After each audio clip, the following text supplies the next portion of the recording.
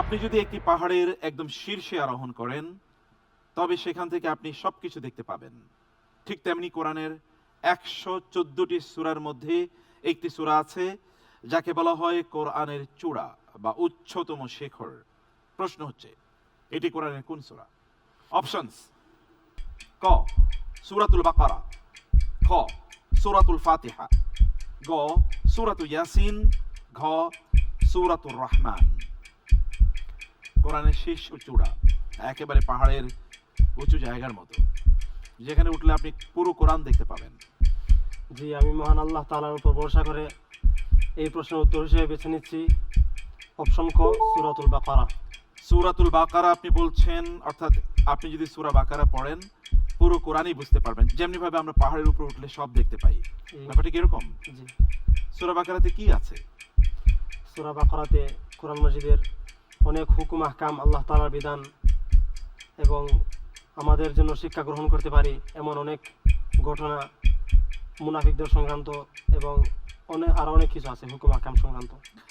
তাহলে আমরা লক করে দিচ্ছি সূরাতুল বাকারা এবং আপনার উত্তরটি সঠিক হয়েছে। আলহামদুলিল্লাহ, মাশাআল্লাহ, মোবারক, আলহামদুলিল্লাহ। অনেক ধন্যবাদ আপনাকে। আপনি প্রথম উত্তরটি যথাযথ দিয়েছেন। আল্লাহ তাআলা আপনাকে অনেক বারাকা দান করুন। সেগমেন্ট 2, এই সেগমেন্টে আমরা আপনাকে কোরআনের সাথে সমাজের বিভিন্ন সংকট বা সমস্যা ইত্যাদি নিয়ে প্রশ্ন করব। কোরআনের আলোকে আপনি দেখবেন যে সেই সংকটগুলো কোরআনের লেন্সে কিভাবে এগুলো সমাধান দেয়া হয়েছে। তাহলে শুরু করি ইনশাআল্লাহ। সেগমেন্ট 2 এর প্রথম প্রশ্ন: নামাজে দাঁড়ালে কি অলসতা লাগে, হাই ওঠে, শরীর ভারী লাগে? আল কোরআনে মুনাফিকদের নামাজের কি বৈশিষ্ট্য উল্লেখ করা হয়েছে? চলুন অপশনগুলো দেখি। ক তারা খুব দ্রুত নামাজ পড়ে, খ তারা অলসভাবে নামাজে দাঁড়ায়, গ তারা লোক দেখানোর জন্য নামাজ পড়ে, ঘ সবগুলোই। মুনাফিকদের নামাজে দাঁড়ালে হাই ওঠে, শরীর ভারী লাগে, মনোযোগ থাকে না, অনেক কিছু, তাই না? বলুন। যে কোরআন মাজিদে আছে সূরা নিসায় বর্ণিত, ওয়া ইযা কামু ইলা সলাতি কামু কুসালা ইউরাউনা আন-নাসা ওয়া লা ইয়াযকুরুনাল্লাহা ইল্লা কলিলা। এখানে অলসভাবে দাঁড়ানোর কথা বর্ণিত আছে, লোক দেখানোর জন্য নামাজ পড়ে এই কথা বর্ণিত আছে। সেই হিসাবে আমি উত্তর হিসেবে গ্রহণ করছি উত্তর অপশন ঘ সবগুলি। ঘ সবগুলোই অ্যাবসলিউটলি রাইট। আলহামদুলিল্লাহ, আলহামদুলিল্লাহ, তারা খুবই দ্রুত নামাজ পড়ে। জি, অসাধারণ উত্তর দিয়েছেন আপনি, আহসান্ত। নেক্সট কোয়েশ্চেন: অনেকে প্রশ্ন করে শূকর তো নিরীহ প্রাণী, হারাম কেন হবে? বিজ্ঞান আজ বলছে এতে আছে প্রাণঘাতী কৃমি ও রোগ। আল কোরআন 1450 বছর আগেই এক শব্দে এর কারণ বলে দিয়েছে। শব্দটি কি আপনাকে বলতে হবে।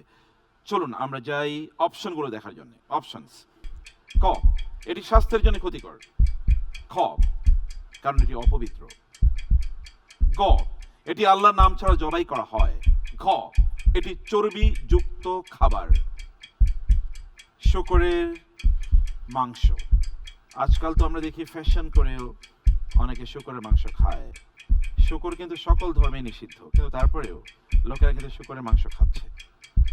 শূকর চাষাবাদ হয় এবং বাণিজ্যিকভাবে চাষাবাদ হয়, ফ্লেভার হিসেবে খাবারের মধ্যে দেওয়া হয়। আমাদের সময় একেবারে শেষ, আপনি অপশন নিতে হবে।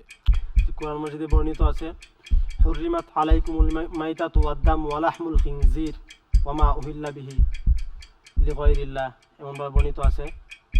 তো আমি আল্লাহর উপর ভরসা করে বেছে নিচ্ছি এটি অপবিত্র। এটি অপবিত্র, এক্স্যাক্টলি রাইট আনসার। ফাইন্নাহু রিজসুন, জি, এটি অপবিত্র, অ্যাবসলিউটলি রাইট। আপনি দুটো আনসারই যথাযথ দিয়েছেন। আলহামদুলিল্লাহ। আমরা যাচ্ছি পরবর্তী সেগমেন্টে।